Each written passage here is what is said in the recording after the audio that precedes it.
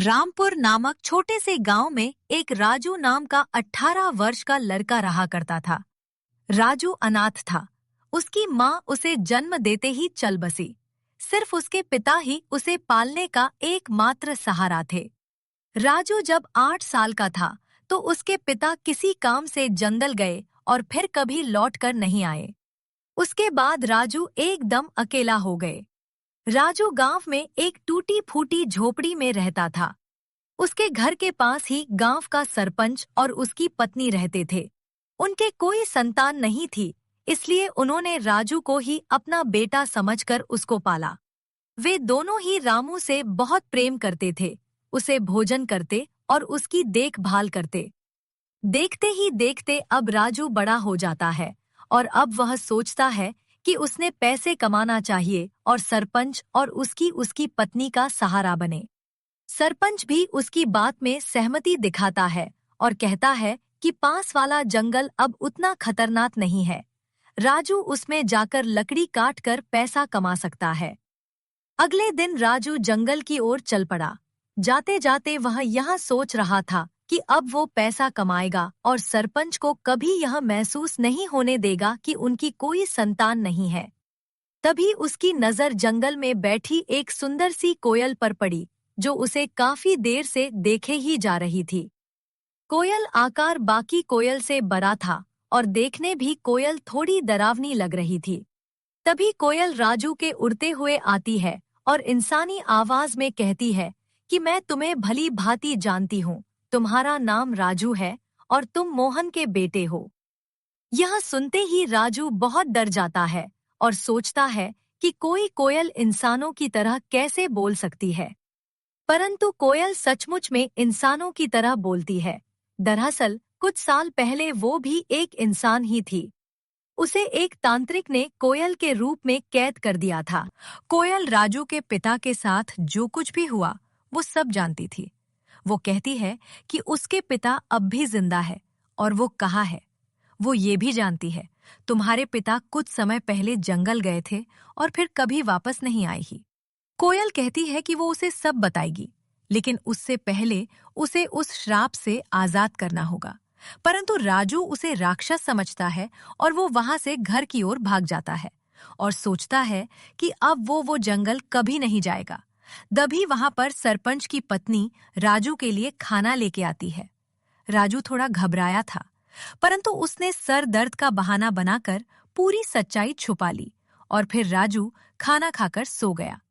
अगली सुबह राजू ये सोचता है कि वो कोयल उसके पिता के बारे में सच बोल रही थी। सच्चाई जानने के लिए वो फिर से जंगल की ओर चल पड़ा। वही कोयल राजू को देखकर फिर से सीधा उड़ती हुई उसके पास आ गई और बोली कि उसे पूरा भरोसा था कि तुम फिर से जरूर आओगे, क्योंकि अपने पिता की तरह तुम भी बहुत बहादुर हो।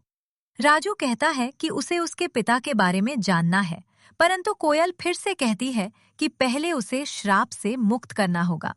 वो ये भी कहती है कि वो उसे धन कमाने का रास्ता भी बताएगी। कोयल जंगल के सारे रहस्यों को जानती है। कोयल के पीछे पीछे राजू भी चलने लगता है। कोयल राजू को एक गुफा के अंदर ले गई। गुफा के अंदर जाकर राजू की नजर एक बक्से पर पड़ी। जब राजू ने उस बक्से को खोला तो उसने खजाना निकला। पूरा बक्सा हीरो और सोने से भरा हुआ था। कोयल कहती है कि ये धन लेके जाओ और धनवान बन जाओ, लेकिन किसी से भी कोयल के बारे में नहीं बताना।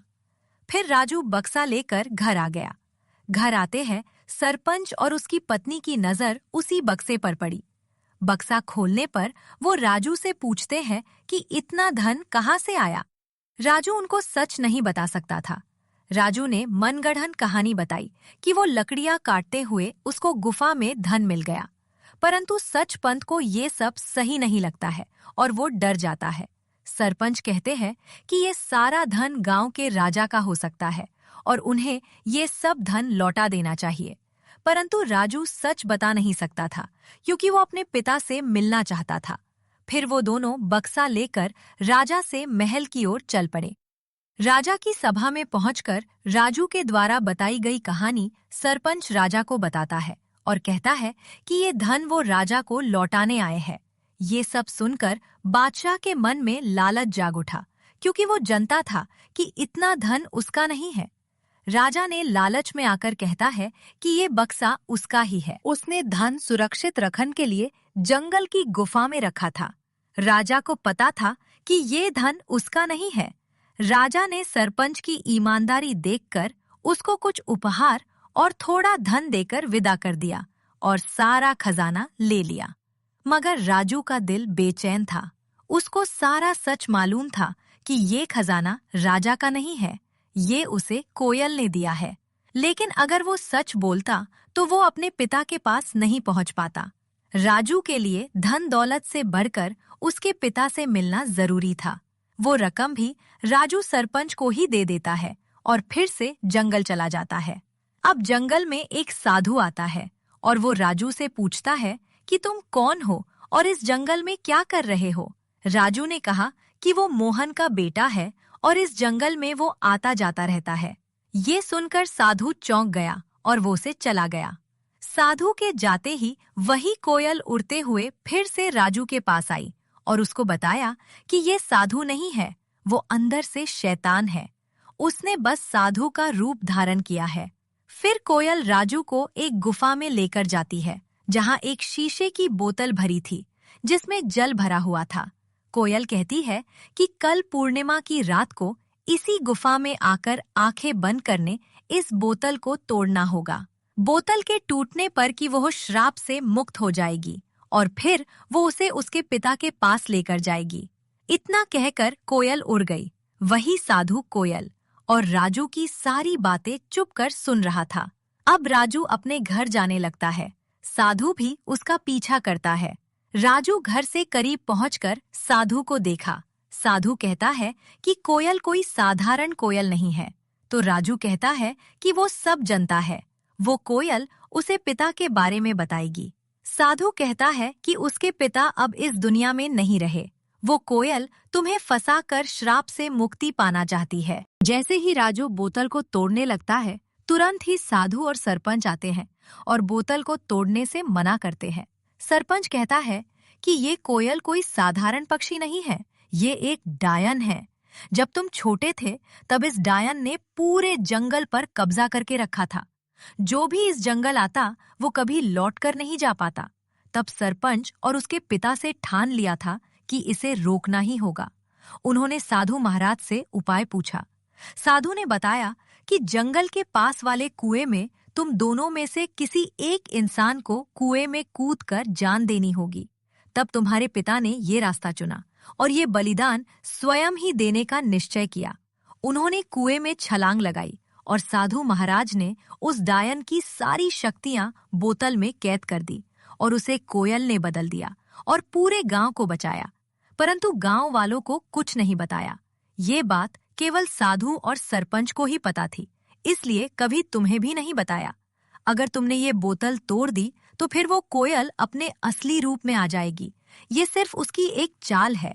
तभी कोयल आती है और कहती है कि सब झूठ है, कोयल ही सच बोल रही है। राजू फिर से कोयल के बहकावे में आ जाता है और आखिर में बोतल तोड़ देता है। फिर कोयल तुरंत ही अपने असली डायन के रूप में आ जाती है और कहती है कि अब उसकी शक्तियां वापस आ गई है और अब वो किसी को नहीं छोड़ेगी। राजू को अपनी गलती के लिए पछतावा करता है और साधु से कोई हल पूछता है।